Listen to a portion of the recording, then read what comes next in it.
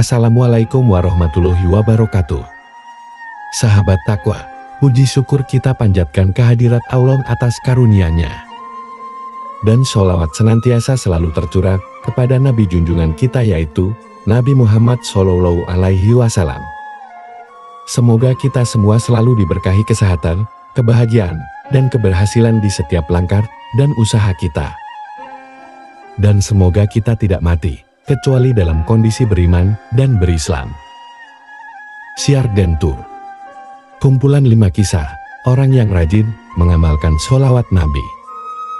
Berikut adalah kisah 5 orang yang rajin mengamalkan sholawat Nabi, membawa keutamaan luar biasa dalam kehidupan mereka, menunjukkan pentingnya bersolawat kepada Rasulullah. Yang pertama, kisah seorang pemabuk yang mendapat derajat mulia setelah membaca sholawat. Seorang ulama bertetangga dengan seorang pemabuk. Ulama itu selalu memberi nasihat kepadanya, namun pemabuk itu terus mabuk. Hingga pemabuk meninggal dunia, ulama bermimpi bertemu dengannya di surga. Pemabuk itu mendapatkan tempat yang mulia dan mengenakan perhiasan berwarna hijau, lambang kemuliaan. Ulama heran, mengapa pemabuk mendapat kedudukan mulia. Pemabuk menjelaskan bahwa ketika mereka bersolawat dengan keras, Allah mengampuni mereka, termasuk pemabuk. Pelajaran dari kisah ini adalah pentingnya memperbanyak solawat kepada Rasulullah meskipun telah berbuat dosa, dan jangan pernah putus asa dari rahmat Allah, karena ampunannya sangat luas.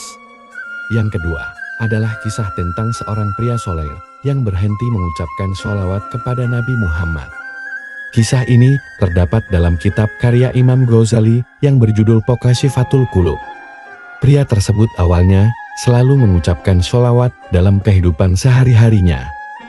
Namun pada suatu malam ia bermimpi bertemu dengan Nabi Muhammad dan merasa dingin diperlakukan oleh beliau.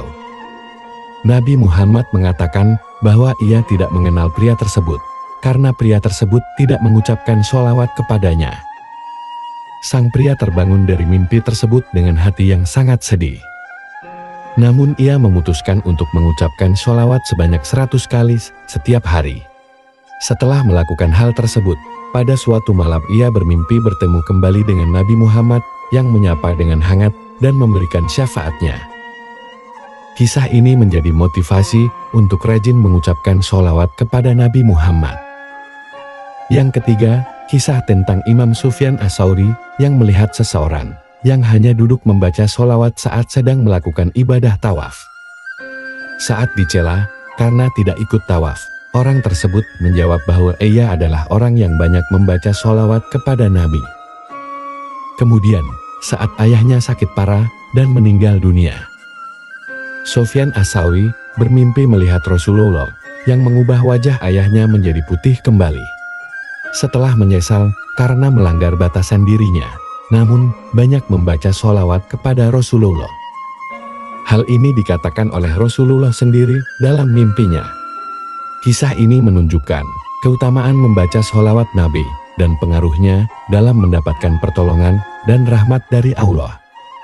Yang keempat, tentang kisah tragis dari orang yang membenci sholawat, terjadi pada seorang ulama besar bernama Abdullah bin Mubarak. Dia sangat mencintai Rasulullah dan selalu mengirimkan banyak sholawat kepada beliau. Namun, ada seseorang yang membenci bacaan sholawat yang terus didengungkan oleh Abdullah bin Mubarak. Orang itu bahkan melakukan tindakan kejam dengan memotong lidah Abdullah, membuatnya tidak bisa lagi membaca sholawat dengan baik. Namun, para malaikat menulis peristiwa tersebut dan kelak laknat Allah akan dihujamkan kepadanya karena perbuatannya.